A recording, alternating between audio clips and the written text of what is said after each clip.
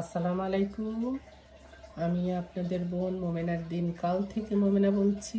আপনারা সবাই কেমন আছেন? আলহামদুলিল্লাহ, আমরা সবাই ভালো আছি। আপনারা পৃথিবীর যে প্রান্ত থেকে আমার ভিডিওগুলো দেখতেছেন তাদেরকে জানাই অসংখ্য অসংখ্য ধন্যবাদ। আল্লাহ আপনাদের মাঝে আমাকে আবারও হাজির করছে, তার জন্য শুকরিয়া। আজকে একটি নতুন ব্লগ ভিডিও নিয়ে হাজির হয়েছি প্রতিদিনের মতো। চলেন, আমার কাছে কিছু উপকরণ দেখতে পাইতেছেন।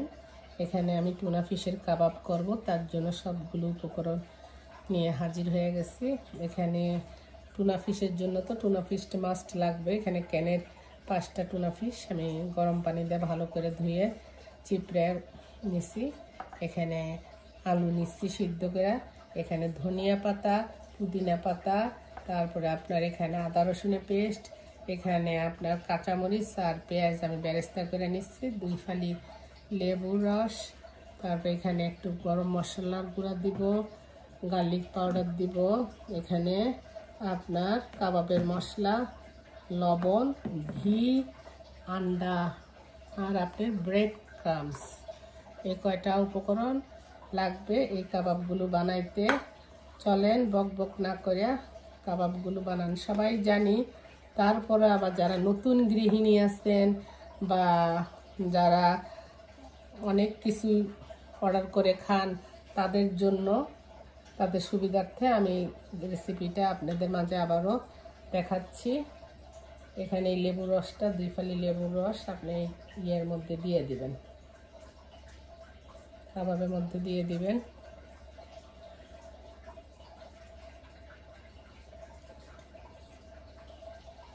লেবুর রসটাকে একটা ভালো একটা গুড স্মেল করে, সেই জন্য আর দিয়া দিব একটা আন্ডা ফাটাইয়া। বেশি আন্ডা দিতে গেলে আবার যখন ভাজতে যায় না তখন আপনার ফেনা হয়ে যায়, সেই জন্য 2টা দিলাম না, একটাই দিলাম। পরিমাণ মতো আমি আপনার একটু গরম মশলার গুঁড়া দিব, এটা আমার হাতের বানানো। আর দেব একটু গার্লিক পাউডার,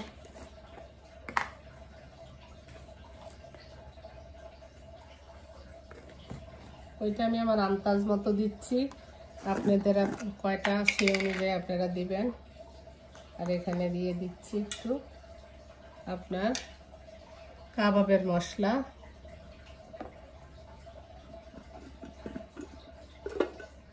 এখানে দিব আমার একটু ঘি দিব,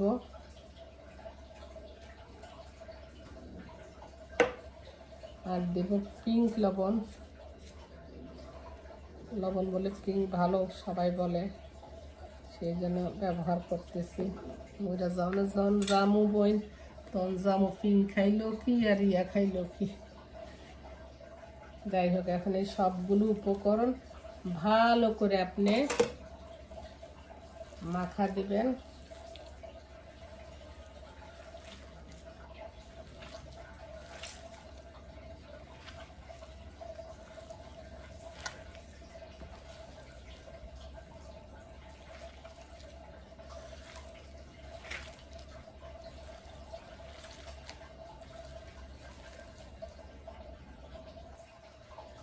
এই যে উপকরণগুলো আমার একসাথে মাথা হয়ে গেছে। এখন সুন্দর করে কাবাবের সাইজ দিয়ে দিবেন, যে যেরকম পছন্দ করেন সেই রকমের সাইজ দিবেন। এই যে এরকম করে সাইজ দিবেন, তারপরে এরকম ব্রেড ক্রাম্বসের উপরে গড়াইয়া নেবেন। আমার কাছে ব্রেড ক্রাম্বসটা পরে দিলে ভালো লাগে, কি ক্রাঞ্চি ক্রাঞ্চি থাকে তো কাবাবটা ভালো। এই যে এইভাবে ভালো করে হাতের 2 হাতের তালুর মধ্যে এরকম লাঠুমের মতো গোল করে তারপরে একটু প্রেস করবেন, সুন্দর সাইজ হয়ে গেল। যেভাবে করে নেবেন। যাই হোক, আমি সবগুলো বানিয়ে নেই। এই যা পুরো অফ ক্যামেরাতে আমার সবগুলো টুনা ফিশের কাবাব বানানো হয়ে গেছে। আমি এখন ফ্রিজে রেখে দিব, শক্ত হইলে আমি জিপলকের ব্যাগে ঢুকিয়ে রাখবো। আর কয়টা ভাজবো বিকালে। ছেলের জন্য এখন যাই, গোসল নামাজ করি। এখনকার জন্য আল্লাহ হাফেজ। চলে আইলাম কিছু ভাজা পোড়া করার জন্য ছেলের জন্য। বিসমিল্লাহির রহমানির রহিম। বিসমিল্লাহির রহমানির রহিম।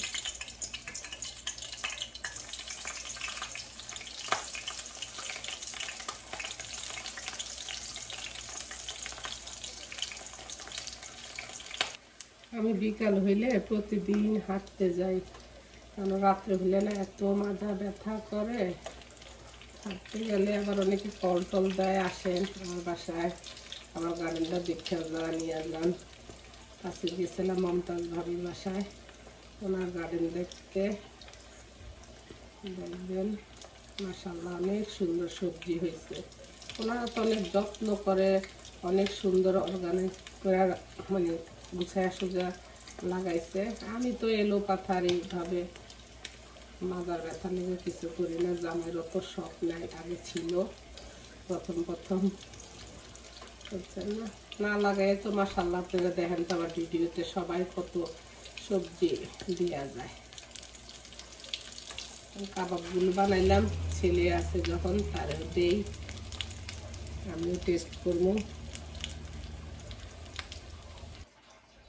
এখন কয়টা রোল ভাজবো। বিসমিল্লাহ।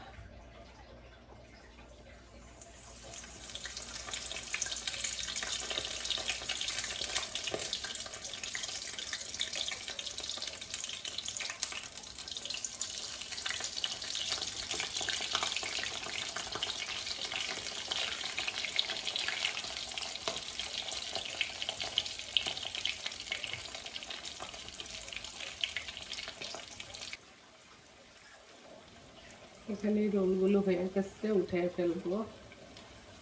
ভয় লাগে, আলতো হাতে আমি উঠাইতেছি।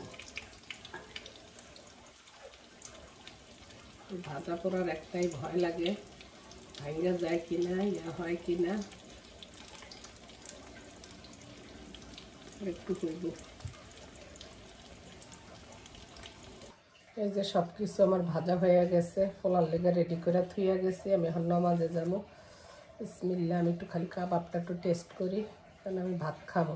বিসমিল্লাহ। অনেক মজা হয়েছে। আপুরা আপনারা এইভাবে বাসা বানাইয়া রাখতে দিবেন। মেহমান আসলে তো চটজলদি ভাজা দিতে পারেন, বিকালে স্ন্যাক হিসাবে বাচ্চাদেরকে দিতে পারেন। অনেক মজা হয়েছে, অনেক সুস্বাদু হয়েছে। তো ঠিক আছে, আল্লাহ ভালো রাখুক, ভালো থাকেন। যদি আমার ভিডিওগুলো ভালো লাগে তাহলে লাইক করেন, শেয়ার করেন, সাবস্ক্রাইব করেন, এভাবে আমার পাশে থাকেন। ওকে, আল্লাহ হাফেজ, শুভরাত্রি, আসসালামু আলাইকুম। এই যে মমতাজ ভাবির গার্ডেন, সবার গার্ডেন দেখাইছে, মমতাজ ভাবির গার্ডেন দেখেন সবাই। এই যে করলা আইছে কেন ভাবি, এটা পারেন না কা করলা? না না না না, আসলে কত খামো, কত কি মাশাআল্লাহ দিলে।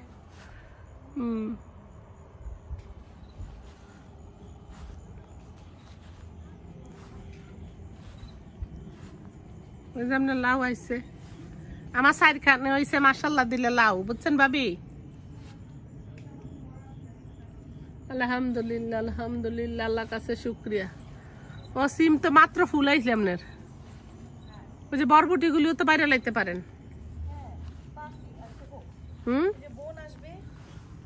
ও বাস্কেটবলে ছোট্ট এরা কে লাগাইছে? বাস্কেটবলে ওই লেবু গাছ সামনের না ছিল ভাবি? ওই পুঁই শাকটিও কাটতে সুন্দর করে ফ্রোজেন করে রাখেন। সময় পাই না ভাবি, কচু কাটবো, এই করবো, এগুলো আমি সব ফ্রোজেন করবো, কিন্তু সময় পাই। এটা কি শাক ভাবি? ওটা কলমি শাক। ও এরকম থাকে, গোসা দিয়ে দেন দেন দেন দেন দেন, কাটা ঢুকে এই জন্য।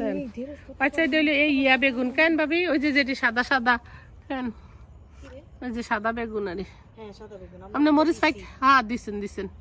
আরেকটা ওই ব্যাগের মধ্যে দিছি, তার এইটা কেটে দিয়ে দিই, ছোট্ট রাইন্দা খাইয়েন। আলহামদুলিল্লাহ, আলহামদুলিল্লাহ। বড় হয় নাই, বড় হইছে আর দেখা যায়। ওই যে এটা এই পরেরটা। ও পরেরটা, আচ্ছা। আলহামদুলিল্লাহ, আলহামদুলিল্লাহ। আমার কি আমি প্রত্যেক দিন আমার ব্যান্ডে আমি তরকারি কাটতে হয়, আপনি মরিচ উঠে দিমু কুন্যা ফাইক করে সেটি ইয়া ফোড়া মরিচ, শুকনা মরিচ বানালেন সবগুলো রে। আমার শুকনো মরিচ দরকার। আজকে আমি কি করছি জানেন? কাঁচা মরিচ উঠে ফ্রোজেন করে সময় আচ্ছা ভাবি, আজকে আমি কি করছি, আমার বাইর বউ 2টা ঢেঁড়স দিছে, তো একটু পুঁই শাক আর একটু এগুলি সব দিয়ে ককটেল ভাজি করছি, আমাকে খাইলেই খাওয়া হয়ে যাবে। হ্যাঁ ওটা ঠিক। আপনার বোরকাটা অনেক সুন্দর মাশাআল্লাহ। কই থেকে কিনছেন? কালে কিছু কিনছেন?